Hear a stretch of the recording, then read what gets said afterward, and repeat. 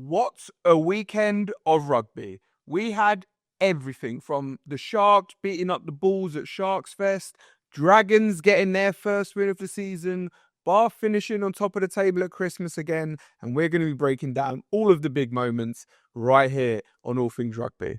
My name is Shanair and welcome back to the All Things Rugby channel, where we're going to be breaking down all of the major moments this weekend. Let's start with the Prem, where already we're this far into the season that we're getting a breakaway with the top sides all on the same amount of wins. But a couple of surprises in this weekend's game, starting with Quins and their big game 17 at Twickenham, where Bristol always, we've said they've played a great brand of rugby, but the way that they went end to end and just absolutely ran amok over Quins on Quins' big day out was phenomenal. And when Genji got it off the back fence and ran it in from 40, I think that was when Quins was just like, hold on a second, what is going on here? And I read on Twitter, people were going, right, that's payback for Bristol. But look, the reality is Bristol are a fantastic team, and we've said it a few years now, like they have got the squad to be able to go the whole way, and they are playing fantastic rugby. So yeah, look, fair play to Bristol. And Quins, I don't know what's going on. Only a couple of wins this season.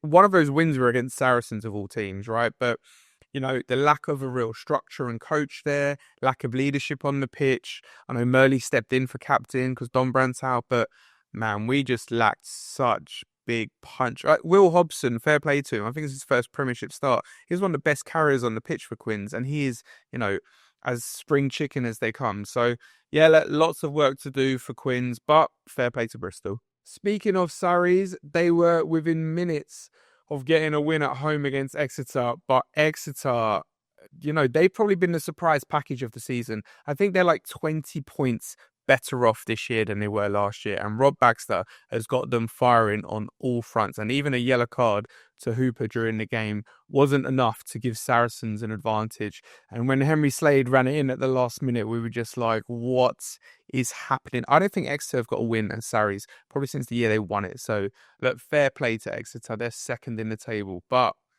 they are behind the league leaders at Christmas for the third year in a row, Bath, who that bench was, you know, as bomb squad-esque as possible, and Johan still brought on all eight at once, right? But like when you're bringing on the likes of Alfie Barbary and Ben Spencer, you're just sitting there going, what do we do here? And, you know, Newcastle had nothing to offer. On comms, they were like, Newcastle look a little bit better than they have done before, but look, the reality is the golfing class is just huge. And that was even when Bath had so many rotated players on to start. So yeah, look, Bath are top of the Prem at Christmas for the third year in a row. The top four looks pretty set. I know Saracens are sitting there in fifth. They might be coming through. But yeah, look, it's great to see the Prem being very competitive outside of kind of Quins, Gloucester, Newcastle at the moment, you know. So look, a lot of teams are still fighting in Europe as well. I think we've got one more Premiership round before we go double Europe again. So yeah, look, let's see how we get on next week. Over to the URC, where this weekend and next weekend we have so many derbies going on, which means massively packed stadiums, which is what we want to see. We had the 1872 Cup between Glasgow and Edinburgh be played at Hampden. Sharks welcomed over the Bulls to their new Sharks Fest campaign that they ran. And we had some Interpros where Leinster managed to show that you can't write this team off. Now, look, I'm the first to give Leinster stick whenever they don't do well, right? But what Leinster have learned how to do this year, which is clear and actually more dangerous than ever, is win games when they're not massively playing well. And Ulster, for a lot of this game, looked like they're in control. And Ulster have been flying this year, we know, both in Europe and domestically. But look, when their backs are against the wall, Leinster have enough talent all over the park. I mean, you're talking about almost a full Ireland team and British and Irish Lions, plus the likes of Rico thrown in as well, man. But look, Leinster, fair play. You know that they're going to be there or thereabouts come playoff time. And they should be going for the double this year. You know, that was probably their biggest disappointment last year, not getting that. So, yeah, look, keep your eye on Leinster. And yes, I know I bashed them a lot, but fair play.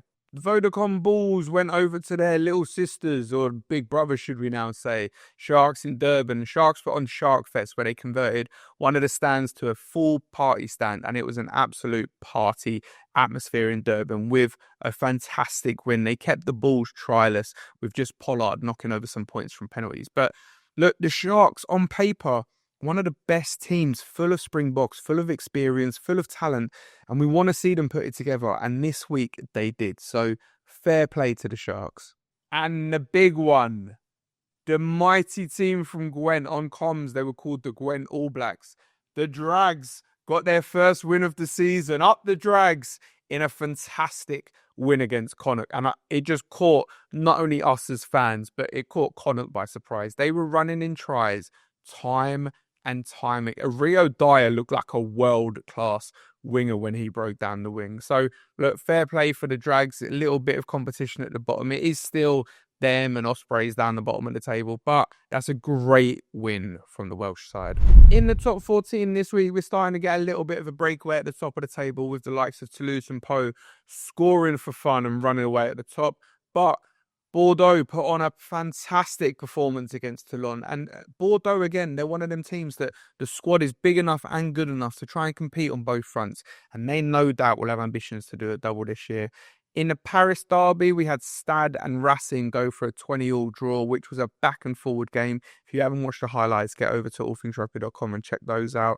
And elsewhere, down the bottom of the table, Montauban, again, really struggling. And just they look so far off the pace. So, yeah, look, back to Pro League, they're probably going to end up. Last but not least, over in Japan, we had the same old as Colby started scoring, Aaron Smith was scoring, and Richie Mwanga was showing why he is still one of the best 10s in the world, regardless of the opposition. So, look, I know most of us can't wait for him to get back to Super Rugby and see if he can do it there. But if you get a chance, as I said, go over to allthingsrugby.com or download the Rugby app. Check out some of the highlights from Japan as they are in their second round this week, and it was phenomenal rugby all round. If you haven't got any Boxing Day plans booked in already, make sure you check out the Welsh derbies that will be happening, and Sale will also be taking on Quins. Hopefully, Quins won't be too hungover from Christmas and can get some points on the board. There's also a full round of fixtures across Japan, France, and the URC on Saturday and Sunday, and we'll be breaking that all down for you across our socials. So make sure you stay tuned in for that. But from myself, Shanair, and all the team at All Things Rugby, we'd like to wish you a very Merry Christmas for those celebrating. Make sure you eat all of the mince pies and make sure you enjoy your time with your families. This has been All Things Rugby.